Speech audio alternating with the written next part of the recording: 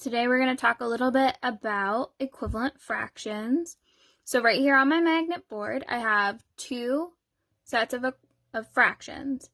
So I have circle and a strip, and they're both half of a specific whole. So here's the half, or the whole, that the circle half is representing, and here is the whole that the strip half is representing. Now, some people think that because this is a half and this is a half, that they are equivalent fractions. But that's not the case. Equivalent fractions must represent the same whole. So this whole and this whole are not the same. They're not the same shape. They're not the same size. So this half and this half are not equivalent.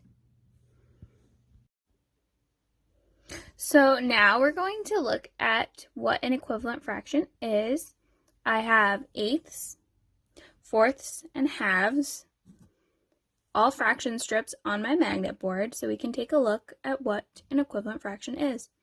So we're going to start here with half. So right here we have our half. This is half of our one whole. Now to find out how many fourths are equal to one half, we're going to stack them up here.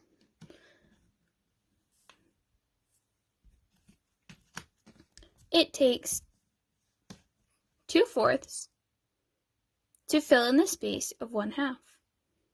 Now we're going to do that with the eighths. 1,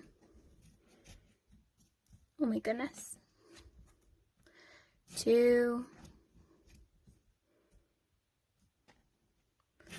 3, and 4. Now, it takes 4/8 to fill in the space of one half. It takes 2/4 to fill in the space of one half. And these are all equivalent fractions.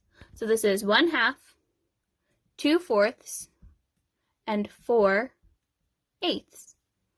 Now another equivalent fraction we have in here is 1/4 is equivalent to 2/8, because it takes 2/8 to fill in the space of 1/4.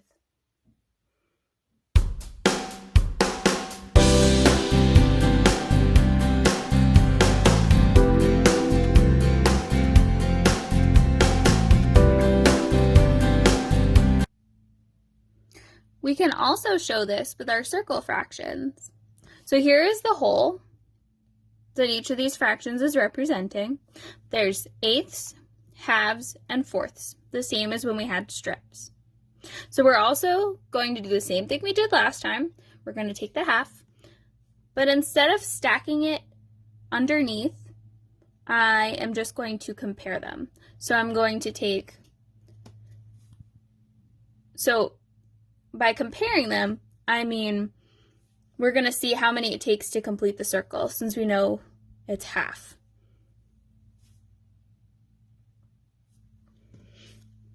So I'm going to take 1/4. 1/4 does not complete the circle. 2/4 does. So 2/4 is half. They're equivalent fractions. I'm going to put this back up here, and we're going to do it with eighths now.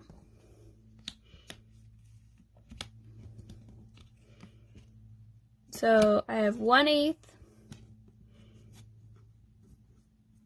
2/8,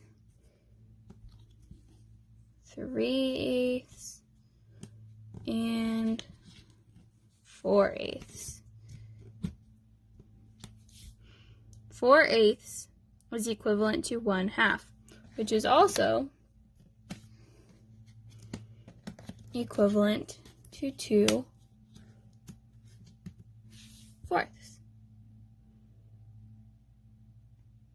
It's the same as when you use the fraction strips. They're just a different shape. Now, the strips, this 1/4 is not equal to this 1/4 because they are not from the same whole. They are not the same shape, and they are not the same size. So they are the same color, and they do represent the same fraction, but they are not equivalent fractions.